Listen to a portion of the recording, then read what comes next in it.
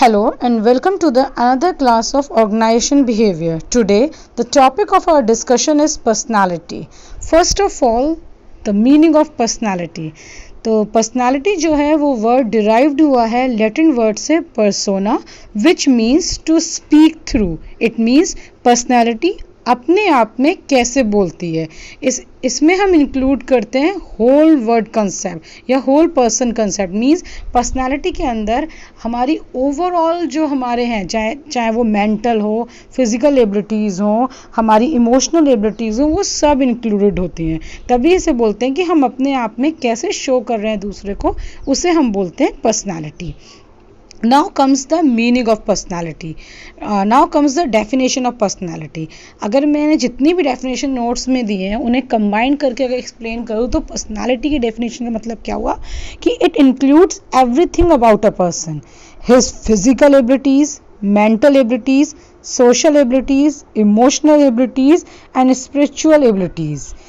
और हम कह सकते हैं it is a combination of और summation of all the traits, abilities, characteristics, उसका रिएक्शन, उसका response which a person influence on human behaviour, जो एक पर्सन को प्रभावित करता है.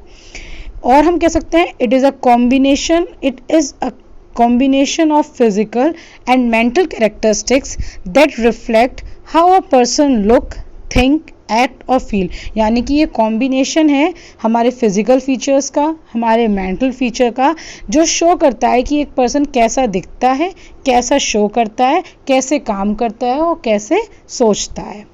ये हुआ definition of personality. Now comes आता है हमारा नेचर ऑफ पर्सनालिटी क्या होता है, या कैरेक्टरिस्टिक्स ऑफ पर्सनालिटी क्या होता है, या हम बोल सकते हैं हमारा features of features of personality क्या होता है. पहला फीचर होता है कि पर्सनालिटी का सबसे इम्पॉर्टेंट फीचर ये याद रखना कि पर्सनालिटी एक यूनिक फीचर है. किसी दो पर्सन्स की पर्सनालिटी मैच नहीं हो सकती. इसे हम बोलते हैं ये डिस्टिंक्ट मतलब सेपरेट और यूनिक फीचर है.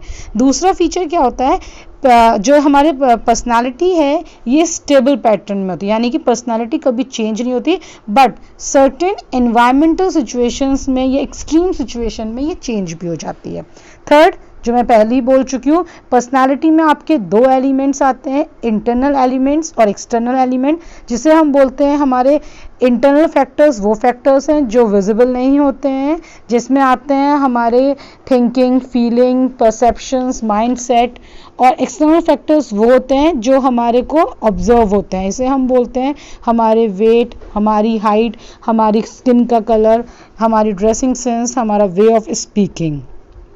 नेक्स्ट फोर्थ आता है इसमें characteristic, it is genetic as well as acquired from the environment. यानी कि पर्सनालिटी में कुछ फैक्टर्स ऐसे होते हैं जो हमें हमारे एंसेस्टर से मिलते हैं with the help of chromosomes and genes, and कुछ फैक्टर्स वो फैक्टर्स होते हैं जो हम एक्वायर्ड करते हैं सराउंडिंग से या इन्वायरमेंट से. नेक्स्ट टॉपिक आता है हमारा factors of personality. Factors of personality क्या हुआ, या बहुत ही इंपॉर्टेंट है, कौन से ऐसे डिटर्मिनेंट्स हैं जो पर्सनालिटी को अफेक्ट करते हैं. इसमें ये हमारा 5 कैटेगरीज में डिवाइड किया गया है. नंबर पहला है इसमें बायोलॉजिकल. इन 5 को लेटर ऑन अलग अलग सबसेक्शंस में डिवाइड किया गया है. सबसे फर्स्ट और मेन फैक्टर है बायोलॉजिकल फैक्टर्स. बायोलॉजिकल फैक्टर वो फैक्टर्स होते हैं जो पर्सन एक्वायर करता है बाय बर्थ. इनमें कोई चेंजेस नहीं हो सकते हैं, ये बाय गॉड गिफ्ट हमें दिया जाता है बायोलॉजिकल फैक्टर्स में. इसमें सबसे वन आता है हमारा हेरिडिटरी फैक्टर. हेरिडिटरी फैक्टर क्या होता है, हेरिडिटरी फैक्टर वो फैक्टर होता है जो ट्रांसमिट होता है कुछ क्वालिटीज़ हमें हमारे एंसेस्टर्स से, like physical attributes, energy level, हमारे फेशियल का, हमारा जो फेस है उसका कॉम्पोजिशन, हमारा टेम्परामेंट, ये सारा का सारा ट्रांसमिट होता है हमारे एंसेस्टर से हमारे बॉडी में. यानी कि हमारे पेरेंट्स से हमारी बॉडी में with the help of various chromosomes and genes. Next आता है हमारा नेक्स्ट फैक्टर आता है हमारा ब्रेन. ब्रेन क्या होता है, ब्रेन को हमने या हमारे साइंटिस्ट ने 2 पार्ट्स में डिवाइड किया गया, लेफ्ट हेमिस्फेयर और राइट हेमिस्फेयर। ये कहा जाता है कि ब्रेन जो होता है जैसा एक फादर का ब्रेन होता है बिल्कुल बच्चे का वैसा ही ब्रेन डेवलप होता है, but with the help of surrounding and the growing environment में उसके ब्रेन के बिहेवियर चेंजेस होते रहते हैं। बट ये कहते हैं लेफ्ट पार्ट जो ब्रेन का होता है वो लॉजिकल बातों को सोचता है, कंट्रोल्ड होता है, एक्टिव होता है और हर चीज़ सीक्वेंस या डिटेल में लेके चलता है। बट राइट साइड का जो ब्रेन होता है वो इमोशनल, स्टेबल, एम्पैथी होती है उसमें, क्रिएटिविटी जो हम दिखाते हैं वो राइट साइड से दिखाते हैं, जो स्पिरिचुअल या रिलीजियस एक्टिविटीज़ होती है वो राइट साइड के ब्रेन से ही शो होती है। नेक्स्ट आता है फिजिकल फीचर्स। फिजिकल फीचर्स में आते हैं हमारी हाइट, हमारे वेट, हमारा स्किन का कलर, हमारे आइज़ का कलर, हमारा हेल्थ स्टेटस और हमारी ब्यूटी। ये सारा हमारा फिजिकल फीचर्स में आता है। नेक्स्ट इसमें मेन टॉपिक आता है पर्सनल फैक्टर्स। पर्सनल फैक्टर्स वो फैक्टर्स होते हैं जिसमें आती है हमारी एज, हमारा मैरिट, हमारा जेंडर, ये सारी चीज़ें। इसका सबसे पहला फैक्टर है एज। एज वही सेम चीज़ आती है, एक कंपनी के अंदर पर्सन की एज मैटर करती है। लाइक फॉर एग्जांपल एक पर्सन है जो काफ़ी एज का है यानी कि ओल्ड एज का है, उसे बहुत एक्सपीरियंस्ड होगा, बहुत सोच के हर डिसीजंस लेता है। बट जो बंदा नया होता है वो डिसीजंस बहुत सोच के लेता है, उसे कोई भी एक्सपीरियंस नहीं होता। सेम एक्सपीरियंस बंदा जो एज का होता है वो हर चीज़ की रिस्पॉन्सिबिलिटीज़ लेता है, और जो ओल्ड बंदा होता है वो एक्टिवली काम करता है, क्रिएटिव होता है, बट रिस्पॉन्सिबिलिटीज़ नहीं लेता है।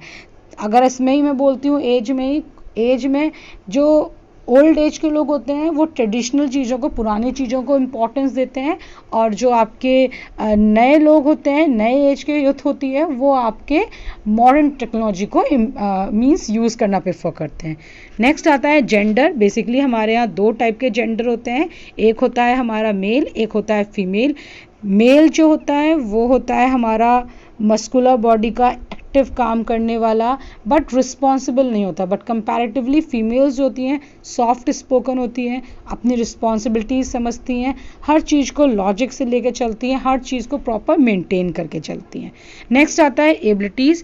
एबिलिटीज़ में आता है जिसमें कि हमारा कॉम्बिनेशन होता है फिजिकल एंड इंटेलेक्चुअल एक्टिविटीज़ का।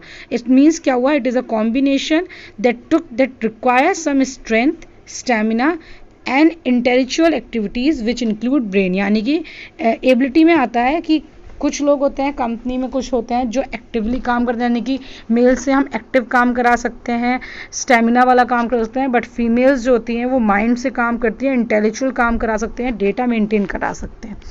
नेक्स्ट आता है हमारा कल्चर फैक्टर। कल्चर फैक्टर में क्या आएगा, इसमें कल्चर फैक्टर्स में हमारे आता है इसमें जैसे कि आपका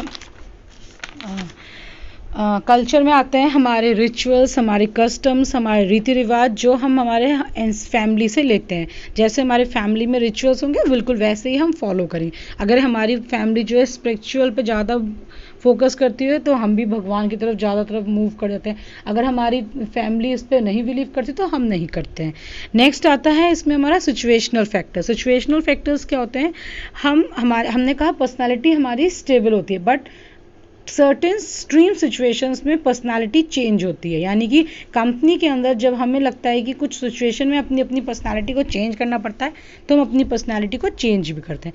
नेक्स्ट इसमें आता है family and group factors. Family and group factors यानी कि फैमिली का कल्चर क्या है, उसके रिलेशनशिप क्या है, नंबर ऑफ मेंबर्स कितने हैं फैमिली में, फैमिली न्यूक्लियर फैमिली है या जॉइंट फैमिली है, फैमिली का स्ट्रक्चर क्या है, या सिंपली बोला जाए तो इसके अंदर दो फैक्टर्स आते हैं, identifiable factor and social factor.